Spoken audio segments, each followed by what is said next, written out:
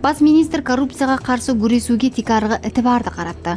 Сол күнлерде Сингапурда туусканлык һәм парахорлык раважланган еді. Буған каршы екі көріністе күресүүгө карар этилди. Жазаның сөзсүз экенлиги һәм миллетине, жамиеттеги дарежесине карамастан һәмменин мыйзам алдында тең экенлиги. Коррупция схемаларында катнашканы үчүн һәмме хаттеки жукары мәртебелі саясатчылар да жоопкер еді. Өкмөт арнаулы орган коррупцияга каршы күресүү бюросын шөлкемдештирди һәм ол тиккели Ли Куан Юйдун өзүнө карайтыган еді. Һәм бунда жинаятларды текшерүүдө шекленбеген вакилдиклерге ие болгон.